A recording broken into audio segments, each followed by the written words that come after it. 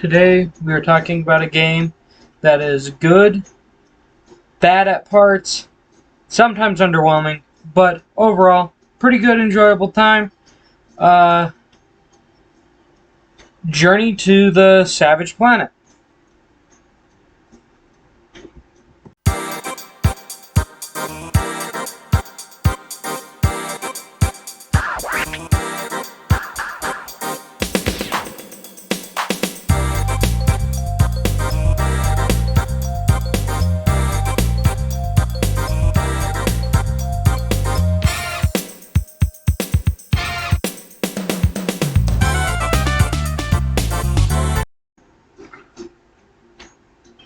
We start our journey off on the Javelin with a welfare check on how you are doing mentally.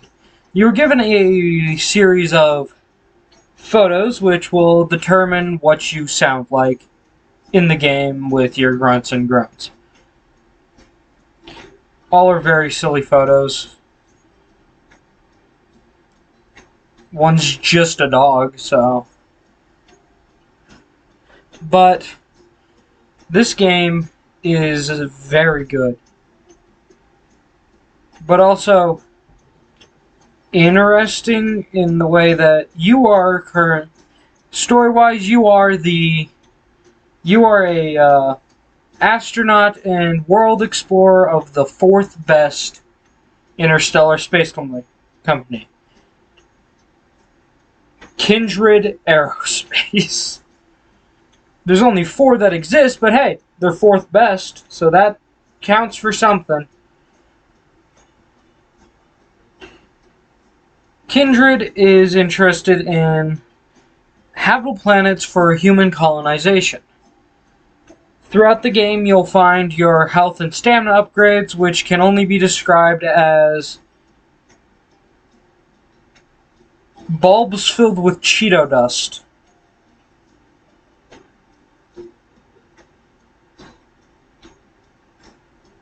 Yeah. You'll also get access to a plethora of not weapons, you get weapon, but secondary usable items, such as you have a grappling hook, a dash, double jump, mega jump. You get corrosive acid glob things, pomegranates,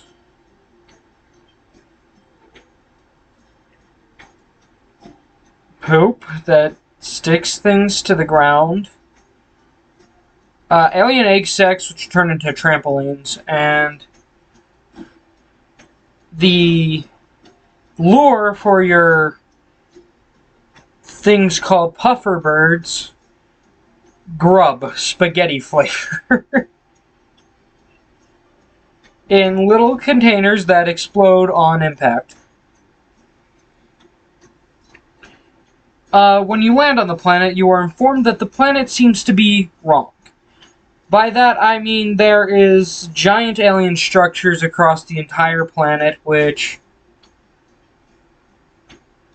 have no real, origin, as far as you can tell when you first get there.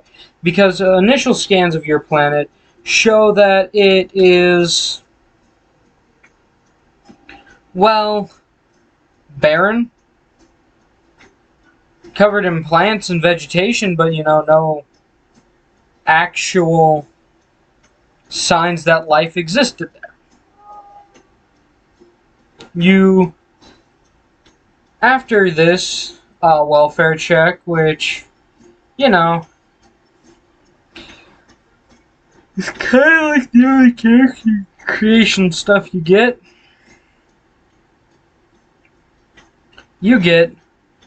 treated to the tutorial where you have to either feed puffer birds to get them to poop out carbon dioxide, or the other alternative, you kick them into a wall. This game has 2 extremes, and it's great for it. But you see, after you do that, you craft the weapon that you will be using for most of the game, which is a pistol, which gains a charge shot a little bit afterwards, and you can do more damage. The disappointing part about that is that's the only weapon you get in the entire game. There's no, like, other weapons. It'd be cool if, you could get, like, I don't know, a shotgun. But after that, you'll be introduced to the tundra area, covered in snow, where you start out it's just the snowy area, then you go to the valley, which is much more, warm and nice. But now it has these things called jelly wafts, which are flying squids that spit ink at you. But from the valley, you get to the other accessible areas up until the tower, which has a teleporter which brings you to the floating rock formations on the other side of the map, which is clear up there. You can see like the beginning area from that area.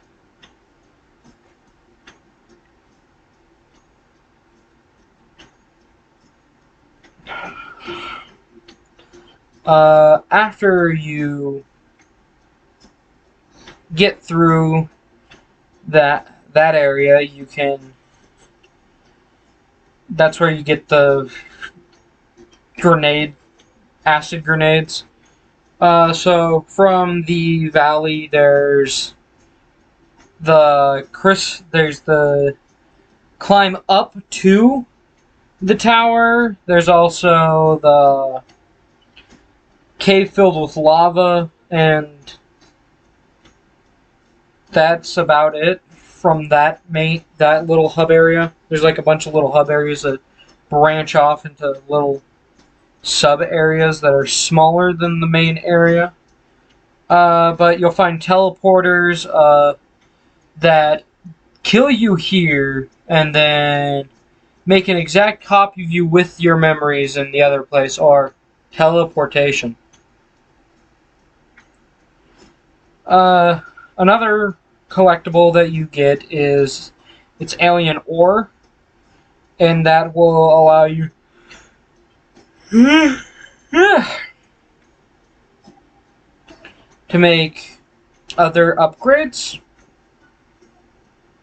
Boss fight wise, there's only a couple that feel like boss fights, and then they just become like regular enemies, all except for like 2. And that's the final boss and like the first boss you encounter.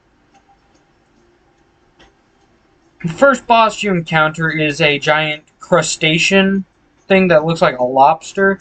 It's got like these bulb like hair things on its back that you gotta shoot.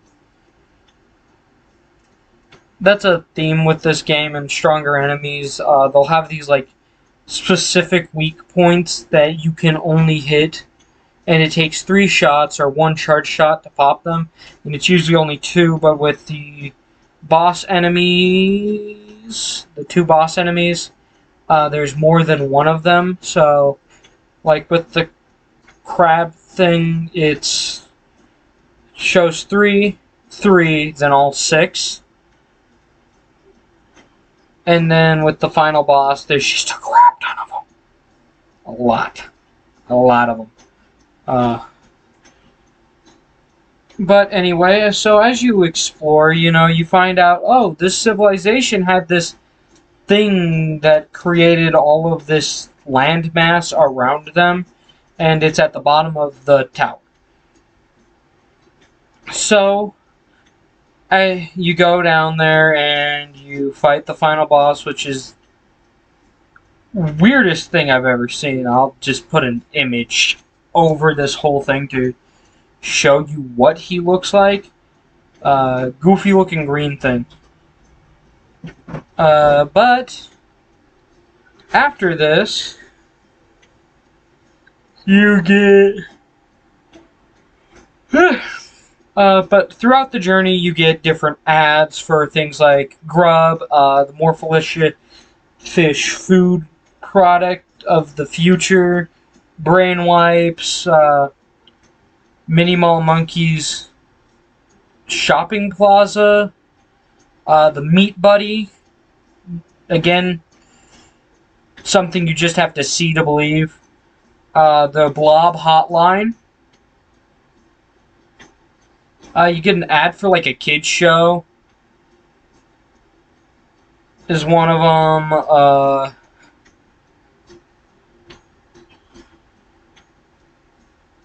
There's a lot of ads in that game that are fake. Oh yeah, there's a mobile VR26 Golden Fleece.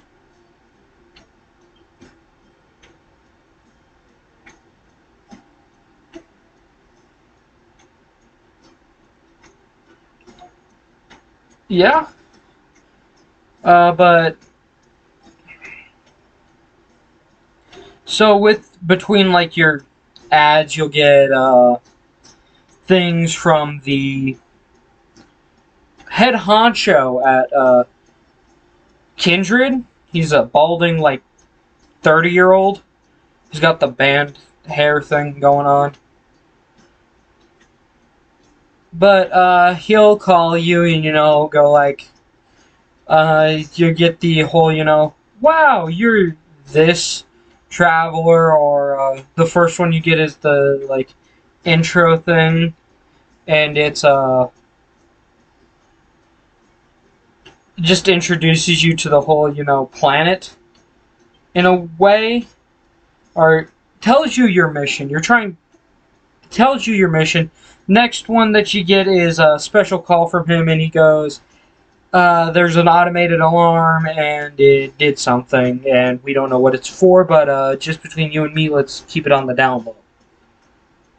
After that, there's the you're alive one. Then there's a couple like collectibles. There's the research tasks, which are just like little side quests you can do to be able to get more upgrades. There's the Kindred creature cards that you can take pictures of, and it gives you like basically playing cards of the different enemies throughout the game. Just all sorts of weird stuff.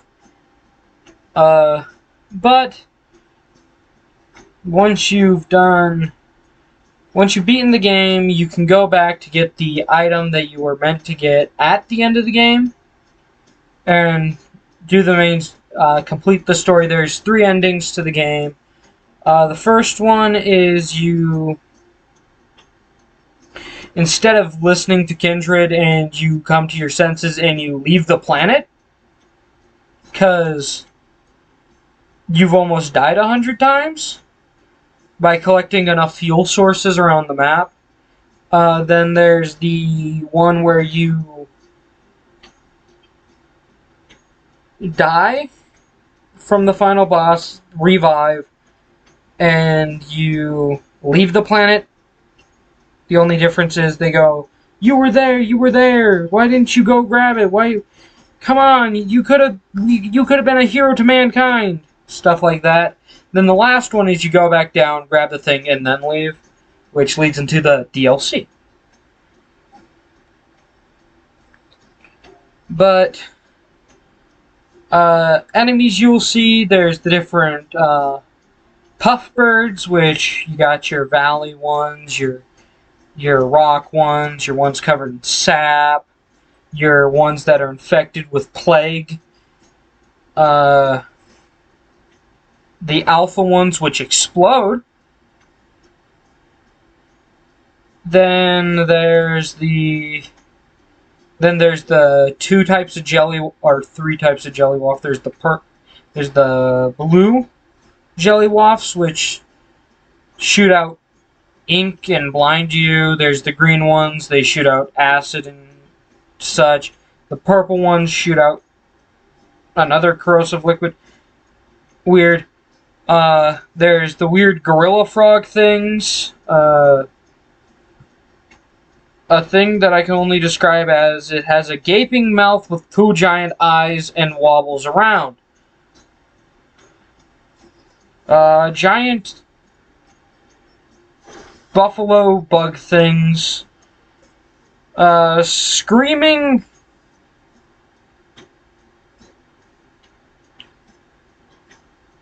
ostriches with multiple heads that when you shoot them, they turn into smaller and then smaller, and then they die. Things, they're annoying. Most annoying enemy in the game. But the game's good. It's just you get going through it, and then you get the areas where it's just kind of meh. You can't. There's no. You feel like you're wandering around in circles and can't find what you need. But overall, pretty good game. If you have a chance, get it.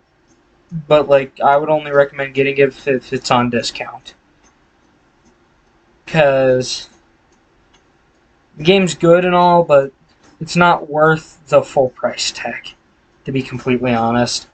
If you want a good laugh, you can get it if you want, but if you're not, if it's not worth, the $30 for a laugh or two, don't. But anyway, overall, pretty good game, and have a good day.